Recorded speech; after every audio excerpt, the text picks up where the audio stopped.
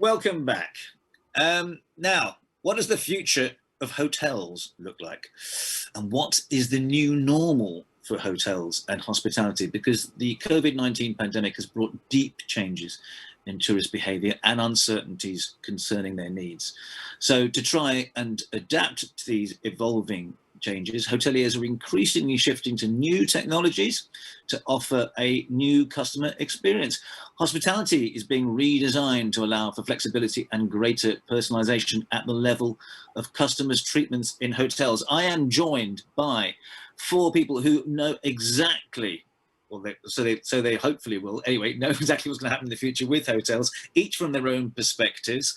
Doris Greif is Managing Director and RVP Operations Europe and Middle East of the Langham Hospitality Group. Dinky Puri is CEO, Eagle Wing Group.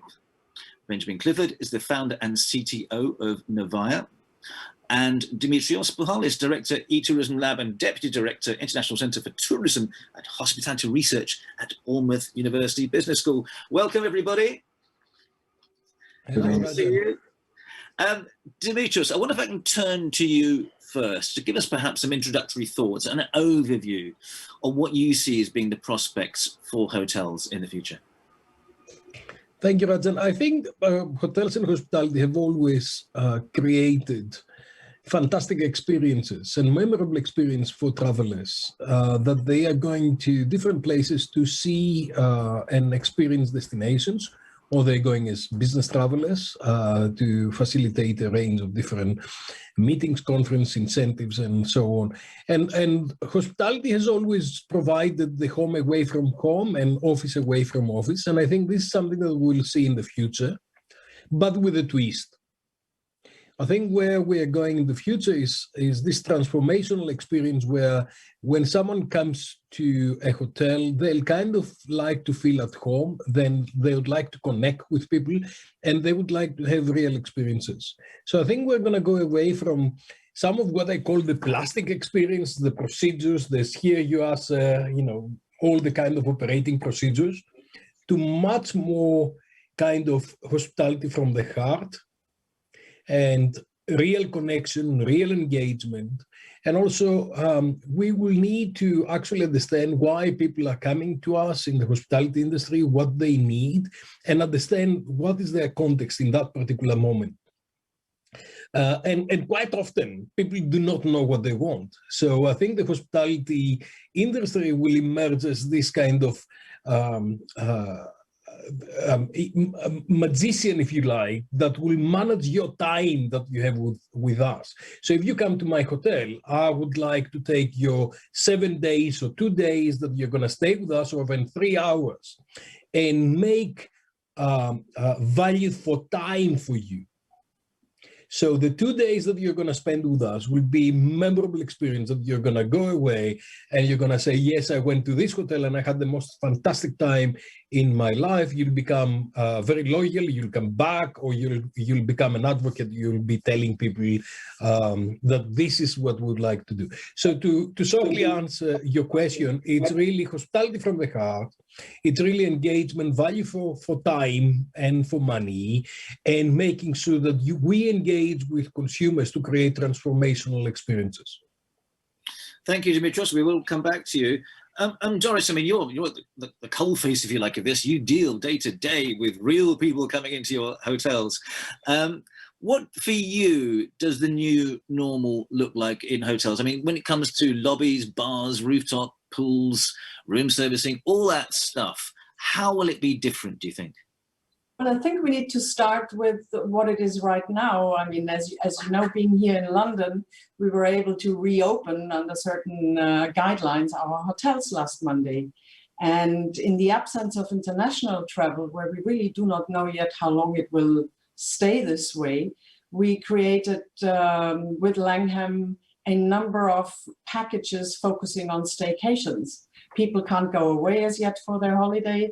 So it is really, really your local travel which dictates what we do. And as Kostas outlined earlier, it is all about making sure our guests are feeling comfortable with us and also our colleagues. So all sorts of healthy and safety measures we have in place are actually now even more important, because whilst we are going well ahead with the vaccination status, guests as well as our colleagues need to make sure that they feel comfortable dealing with each other. So, of course, technology helps a lot with contactless check-in. So, nobody needs to touch that registration card anymore. QR codes on food and beverage menus. But there is still also a big customer base who wishes to have that menu. So we provide both options to our guests. In terms of staycations, I think at Langham we are calling our frontline colleagues in particular the wellness and well-being concierges, making sure that our guests know that we do everything to provide safety, yet having the 5-star luxury service in mind. On the staycation front, we created packages, and I'll give you Sydney as an example, and Hong Kong in particular, with the adoption of pets, which took place over this pandemic. We created special staycation packages where they don't need to leave their pets at home anymore and have dog sitting sessions available and so on. And in Hong Kong and Sydney particularly, that was a fantastic success. Here in London, we launched a resort in the city package where we teamed up with providers like Tally Ho in London, where we organize bike rides around town, but also let guests experience the things we do in hotels. We have a cooking school, so there's a lot of activities for guests to have a little taste of what we do in hotels. The flower making sessions, the master classes in tea, but also cocktails, and there's a lot of uptake, which we really enjoy. And whatever that new normal is going to be, we still don't know yet. I don't think we should live in the illusion that things will go back to the way they were in the near future. I think this is here to stay for a while. And I'm picking up what Isam said in the earlier session on hybrid meetings. They will stay for a while. And we just had last month as Langham our Global Leadership Conference on a hybrid basis. And it was heartwarming to see all of us around the globe in different time zones still being able to have a good discussion with each other and seeing each other. Do we want these face-to-face meetings back? Absolutely. But there will be a little bit of time to wait for this. And maybe one last comment on creativity and the innovation we stand for at Langham. At our Cordis Hotel in Hong Kong, we had all these empty spaces in the ballrooms and still have them. So we created a kind of a movie theater where the ballroom was converted. Instead of binge watching Netflix at home, we had very comfortable beds, luxury linen, and we served, the popcorns and the drinks. And our guests in Hong Kong absolutely love it. So creativity, innovation, and adaptability is key in these days, and will stay for a while. Just pick up on a couple of things there. One is obviously sanitation and space are going to be premium factors for clients. So does that mean that, for example, I don't know, breakfast buffet will not exist anymore, or does that mean that shared elevators will not happen? I mean, just give me an idea of how you're looking at that. I'm picking up at your breakfast comment. We have abolished breakfast buffets quite a while ago at Langham. In our luxury hotels, we aim to do the proper a la carte service, if you will, but also pandemic-driven buffets, I think, will be a challenge going forward. Maybe we had a little bit of an advantage because a lot of our hotels are in mainland China, who got hit very early in this pandemic, so we learned from the colleagues in China how to adapt the sanitation, but also thermal screening has been installed throughout our hotels, front of house, back of house, so that also suppliers, the colleagues and our guests get screened. And of course, we distribute, masks, sanitization kits throughout our hotels. And I think that is here to stay for a while, because what we are seeing also now in this last week after reopening here in London, whereas at the first time we reopened in summer of last year, there was a lot more reluctancy of people wearing masks and keeping the space. And this has completely changed now. People are very, very careful, and that's a good thing. Restaurant seating, indoor capacity, of course, has been reduced, but at the same time, we took the opportunity to increase outdoor capacity. So we've created a major terrace garden for our opening last month. And it's really, really good to see guests not only take it up, but also keep the space. And I think the awareness and the realization of how serious this pandemic is has really hit in. So both our frontline colleagues, ourselves and our guests are really working hand in hand here. Thank you for the moment. Dinky, you basically work on two levels, don't you? Because I think you have some hotels, but you also advise and enable investment in new assets in the hotels. Tell me, how do you see the future? Is it going to be, are certain types of hotels going to prosper in the future? Well, look, I'm optimistic of the future. And let me briefly give you a little bit of research. For example, over the past years, we've seen about 473 hotels open, which is about 160,000 rooms. 21 shows 155,000 properties opening. 22 shows, again, about similar number of hotels opening with about 52,900 rooms. 2023, little lower than that, with about 21,000. Dubai, or UAE, quite clearly stands out as the top producer, with about 203 hotels and it's about 60,000 rooms coming to be. Saudi comes after that. And the best part is the mix is 50-50 between luxury and mid-market. So signs of investment, development, and hotels going forward is, I personally believe, I'm optimistic about it, and it's encouraging.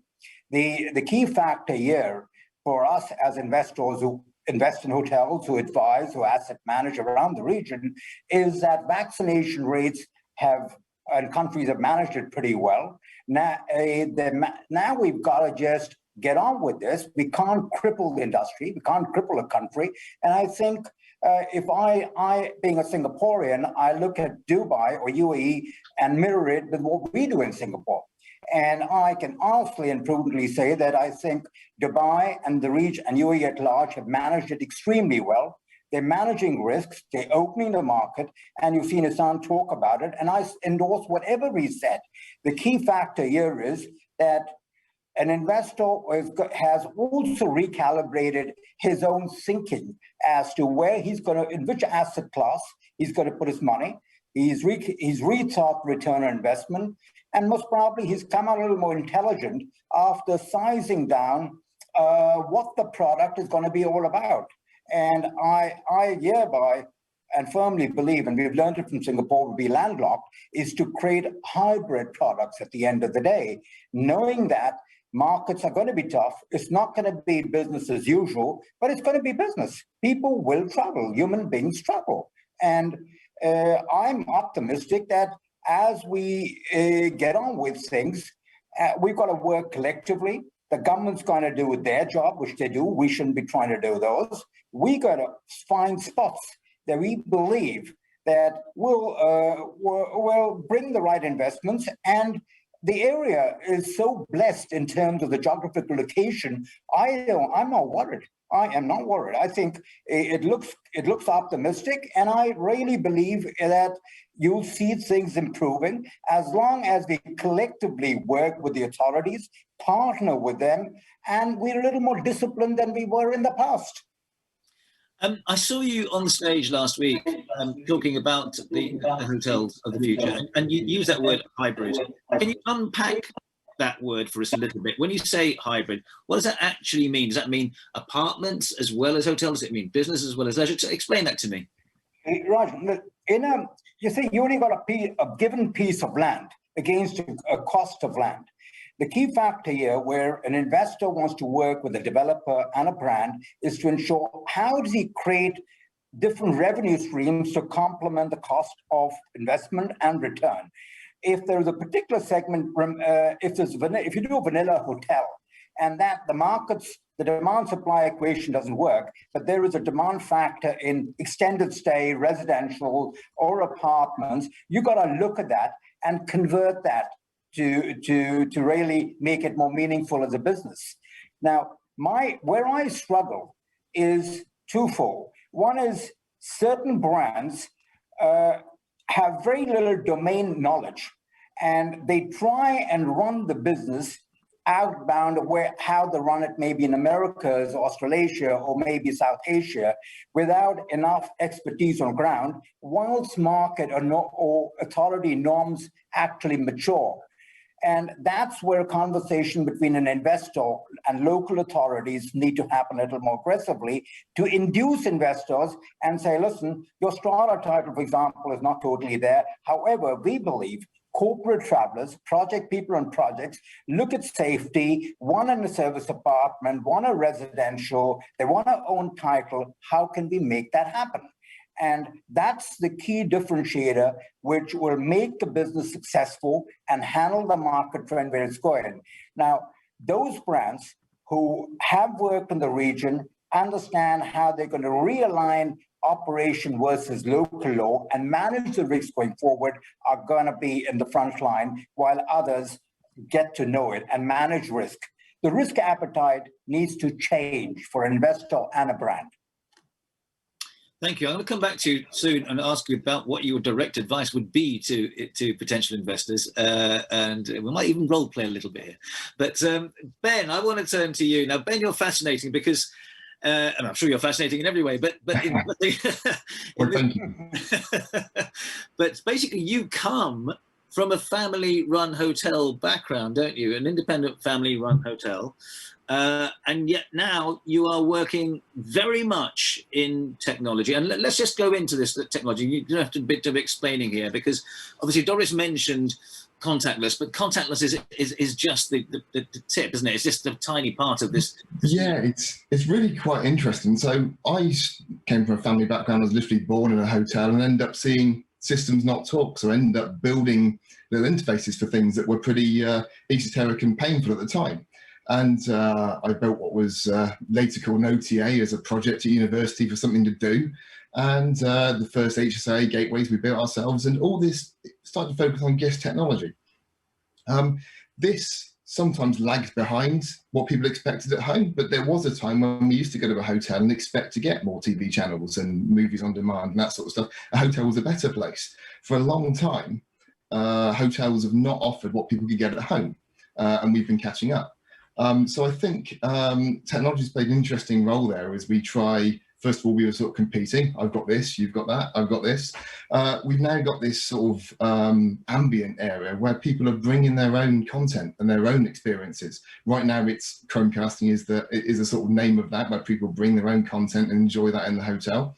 I think extra things will come too, and it's how they're realised. I'm really interested in how things like contactless, like you mentioned, have become something we have to do now.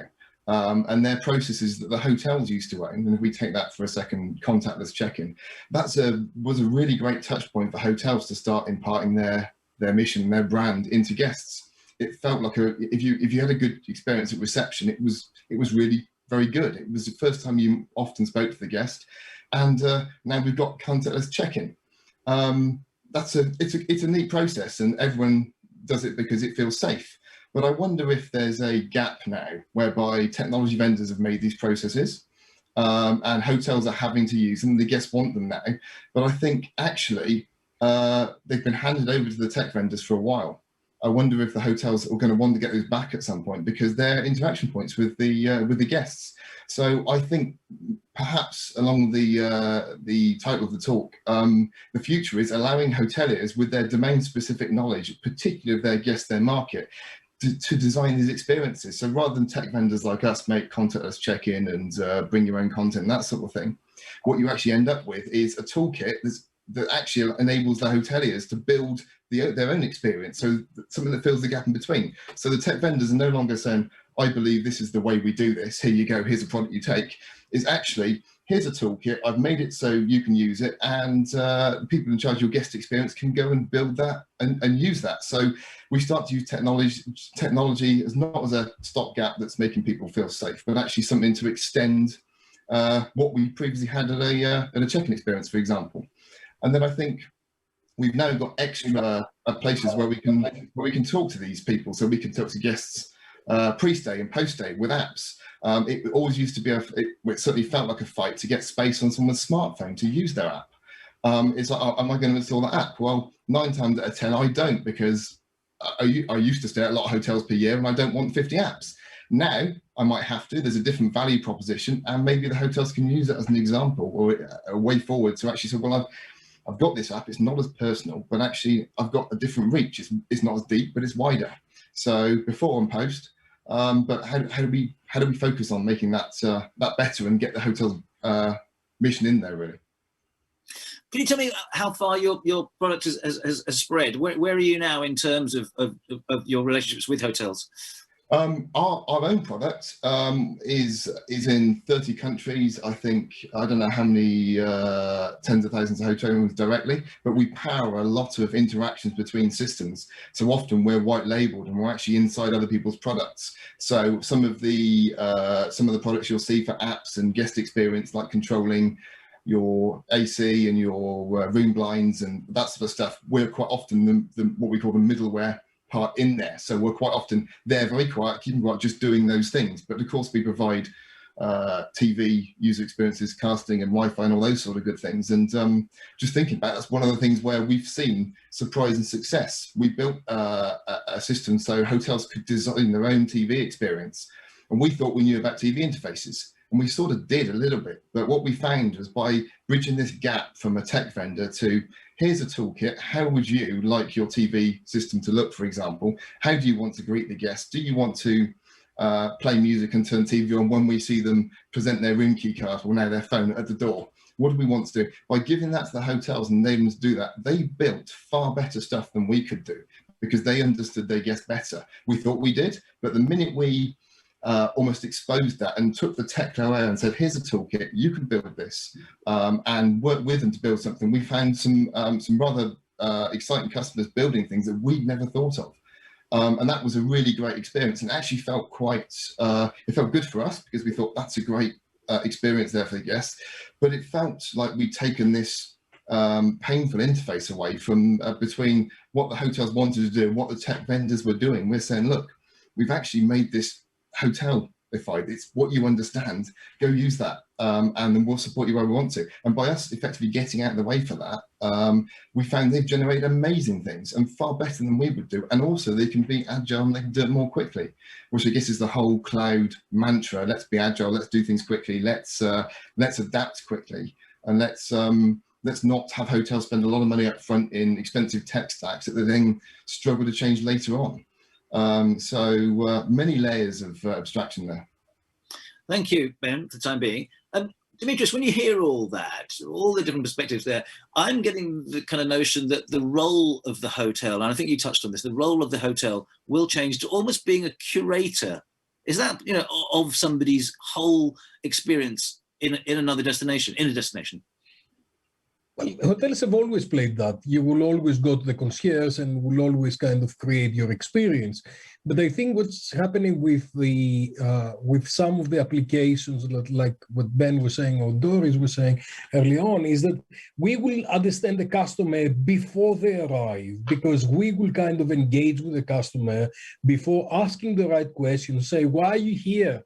What are you going to hope to get out of this experience? Are you coming here with a family, or are you coming here as a business traveler, or are you coming here with your mates to go to a football match? And all of those things will lead us to different things. And I think that's a trick that we have kind of not explored in the past. I'll talk to hoteliers and say, okay, what is your market segment? And say, we will welcome everybody. And I said, yes, but what are you going to do with everybody when they arrive here? Because quite often some of the market segments will not be compatible with each other. If the football guys were going in the same room with the family guys, there will not be a happy coincidence. And I think it's really important to kind of understand in advance and engage in advance what value would someone like to get out of that, and kind of go out of our way and surprise guests in a different kind of way. So if you're coming here for a birthday, I may do a little surprise, and not the typical kind of cake, the plastic kind of experience. It's your birthday, I gave you a cake, thank you very much, goodbye. But I'll understand what kind of cake would I have? How can I personalize, contextualize your experience? How can I deliver your cake with a fantastic kind of experience? And the higher you go up in scale and luxury, the higher you're going to see this personalization, contextualization. On the other end of the scale, you see the very bare, no frills kind of properties that they will deliver a price competitive advantage. And they'll deliver, I'll give you the room, but in the best possible way. And what we'll see is that we'll see pricing emerging in a very personalized thing. We will kind of personalize pricing to the levels that the consumer is willing to pay, and going back to our revenue management, yield management, and see how we can optimize consumer requirements and supply-driven things. And a lot of things are happening right now in the industry where a lot of hotels have actually turned their rooms to long stays, and they're renting by month, and they're doing all kinds of things. And I think but always people are looking into what can we do in the future. And in fact, a lot of the things that we've done for a long, long time is exactly what's required. And sometimes when I'm doing training around the world with hotel managers or hotel owners, they say, yes, this is what we were doing 30 years ago. Because 30 years ago, when the industry was not as professionalized as it is now, we are actually giving hospitality from the heart. So it's a mixture of engaging in this dynamic kind of experience co-creation, but using all the tools on the background to fulfill that on large scale. And it's taking advantage of technology to actually do high-touch products and services. Thank you. I want to just talk about the kind of hotels that will, in the immediate future, perhaps do well. And I want to bring Doris and Dinky in on this one. I mean, last week again, Dinky, you said that you thought that maybe the luxury end was probably taken up, and the mid-market hotels would do well. Can you just expand on that for me? Well, what do you do in a hotel or a lodging business? You sell an experience. You sell a good sleep experience, an F&B experience, and overall, a customer chooses the bandwidth of the product that he wants to be staying in, or affordability levels. Now, I eventually believe that, for example, I'll take Dubai or the region in GCC, except for Saudi, where there is larger capacity of luxury planned out to roll. Personally, in Dubai, you've got high quality in national products already operating at luxury. I like to see stability and regrowth in that segment, whilst the under provider segments in terms of select services, mid-market, upper mid-market, service apartments, extended stay, given a stronger thrust. At the end of the day, as a country grows, a city grows, you've got to look at travelers' needs at every bandwidth. They focus what the government had initially of bringing a particular city or country to the face of travelers internationally was done by them. Now, investors need to go back and see how are they going to capture the movement of people at different bandwidths. Now, we all know that this is, well, you've had SARS, you've had COVID, and you may have something, God forbid, in the future again. But bottom line, you have to have elasticity in the market, both in terms of capital cost, return of investments. And I think there is a clear vacuum in quality mid-market, upper mid-market, extended stay where it's going. And in countries and regions where you see development activity that's going to take place, security, well-being, costs are critical. And that's where the service apartment extended stay becomes extremely important. What are the drivers that influence this at the end of the day for a professional? It's cost of medical, schooling costs for their children themselves, and housing costs. Now, these three need to be capped. When you see investors in these three segments getting greedy and wanting returns like they've had in the past, you've got a problem because the cost of operation for a company is going up. And you've got to reverse engineer that to ensure that you're creating a fertile ground for investors to bring back businesses. And this is important. It's like when you get into hotels and you are you can't play the role of a country or a policeman or a medical authority, whereby you can't, whilst you're bleeding and looking at a recovery, start putting investment costs in high definition cameras, medical equipment, etc. That's got to be picked up by somebody. But your housekeeping needs to be done. And if ever, we've heard colleagues talk about it, all these medical facilities or COVID preventive measures are becoming a part of housekeeping. We don't talk about it anyway. It's a part of FF&E. What you would talk about, and you would expect customers to come acquire them, grow them, retain them, is going to be interaction with your customers directly to keep them apprised of what you're doing for them. And that's a part of the new age of selling an experience. As I keep saying, those are key factors which to me will influence the return of business and most probably help in bringing back investment returns. Doris, in terms of this thing about long stay service apartments, all that sort of stuff, is that something that Langham are interested in, or how do you see it?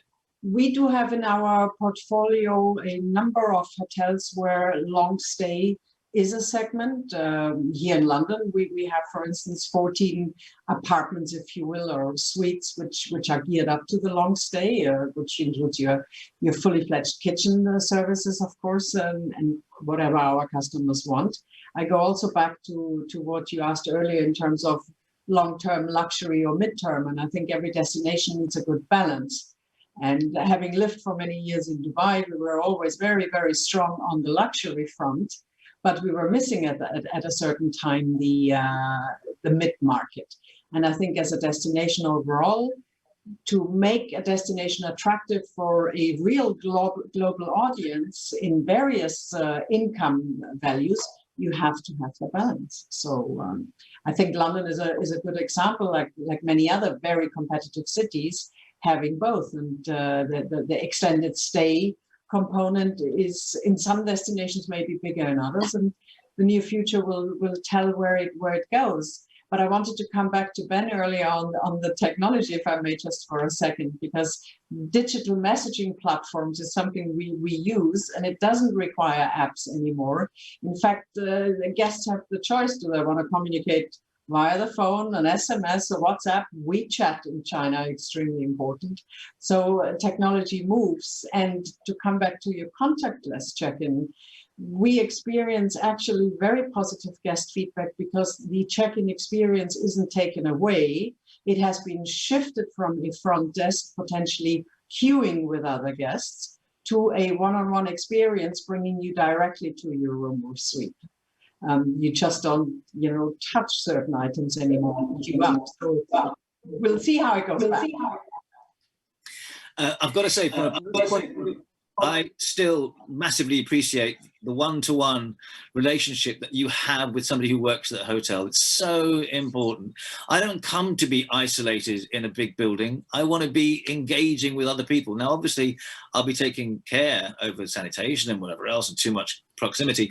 But ultimately, I want to meet new people. That's why I go abroad. And I think we have to keep remembering that aspect. Now, I want to just, we've only got a few minutes left, but I want to just perhaps ask each of you to paint a picture, a pen portrait, really, of how you, in your most optimistic way, see hotels working, perhaps from a customer's point of view, in, say, 10 years' time. Let's get quite futuristic here. I know 10 years in investment is no time, Dinky, but anyway, let's do that. So Ben, let me start with you. I mean, you're in that world. You're kind of futuristic. What for you is a perfect scenario for a client in a futuristic hotel?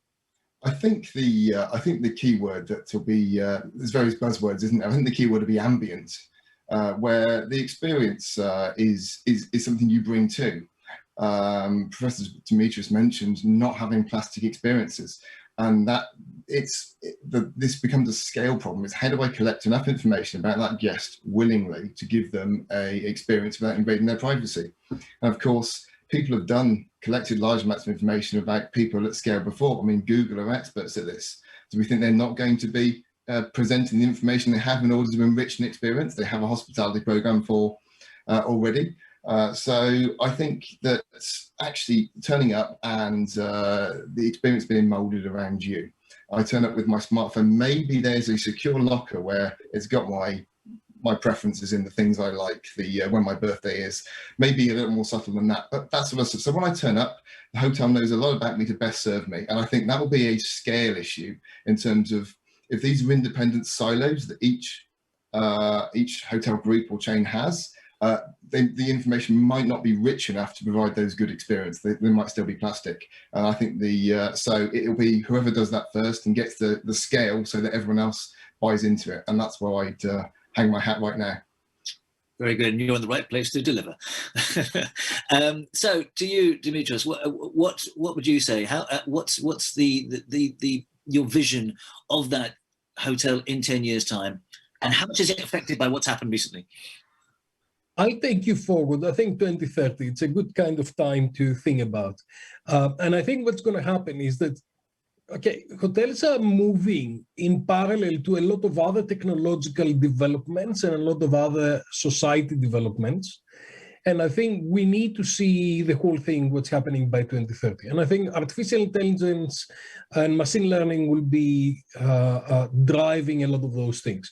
So what's going to happen is that when you arrive in your hotel with one of those, the artificial intelligence that you're going to have in here, your personal agent is effectively going to be your personal concierge that is going to talk to the concierge of the hotel. And then what's going to happen is that we'll start personalizing the experience, because we'll say, my agent will kind of represent me. And instead of going to the concierge, it's going to go to the concierge agent on the other side and say, I know what Buhalis needs, 1, 2, 3, 4, 5 things. Can you please personalize the experience in the room? And can you personalize the experience nearby? Given the requirements of the customer, what kind of restaurants are there nearby in 2 kilometers around that they are meeting those criteria? What kind of other experience? Is there any seats on the theater tonight that we can get? Is there opera happening?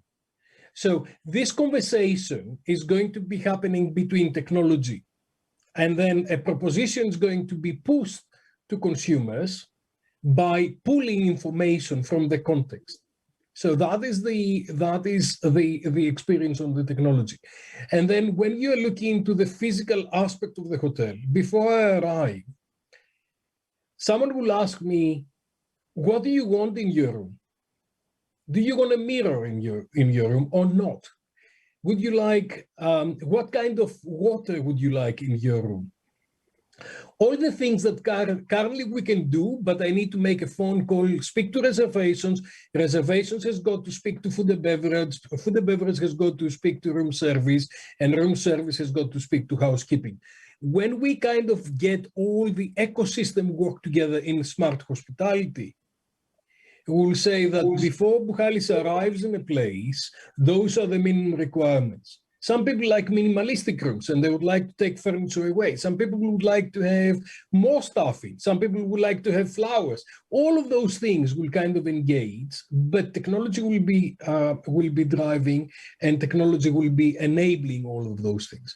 And as I said before, it's society and technology will be moving 2030, and hospitality will evolving in a disruptive way, I have to say, because quite often we are not very innovative in the sense that we are not adapting so fast.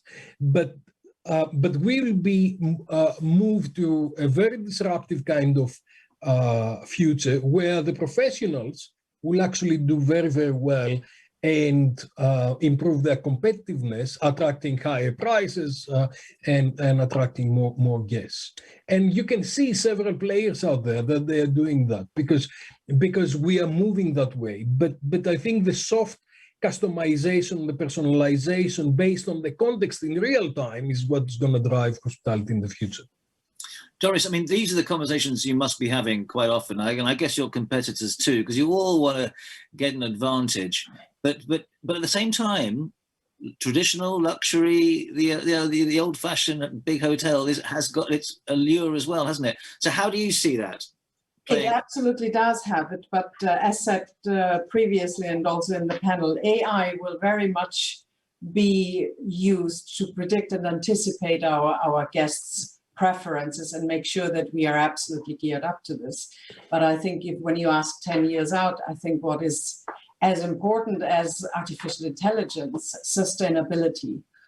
As hotels and the tourism industry at large, we have to go greener. And the younger generation now, you see the political debates, for instance, in my home country, in Germany, where government recently by higher courts was pretty much penalized to say planning till 2030 isn't good enough. You have to give that future generation an outlook. And I think we can do a lot in the hospitality industry to become more sustainable and greener. And that for us at Langham is a huge drive, having engaged a couple of years ago already, but pushing forward. Because the one thing with this pandemic, a lot of single-use plastic has creeped into operations, and we need very, very quickly to go away from it. So, and in particular in the luxury league, there are the opportunities on a bigger scale to do so, in my view. Environmentalism, obviously crucial. We didn't mention sustainability very much, but you're right, millennials expect it. I think it's expected now by a lot of customers.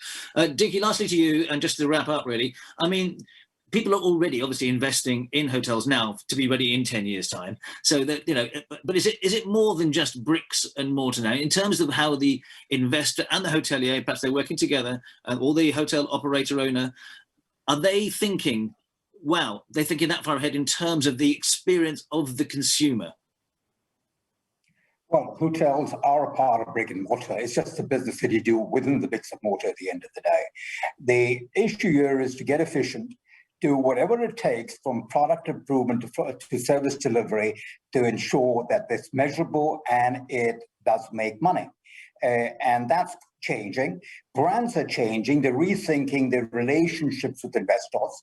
And I think investors are looking beyond how they did business yesterday. And I believe that they're going to look at it more aggressively. And I keep coming back to creating new revenue streams from a given parcel. And that's going to be the future. Otherwise, you've got to be sitting on some pretty heavy investments with much longer returns, which may not be conducive to investors. Very wise words to end with. Be creative, be inventive. Absolutely. Thank you, all of you, for being creative and inventive. Thanks for joining me. And I hope that we can engage with this kind of conversation again in the future, because this is crucial. What's happening in the hospitality and hotel sector, I think, is central to how tourism will develop as we move on. Thank you very much indeed. I have to wrap up now. Just to say, hang around, because coming up, we have a presentation of a successful sustainable tourism development, which is in the Red Sea. So please stick around. See you in a minute.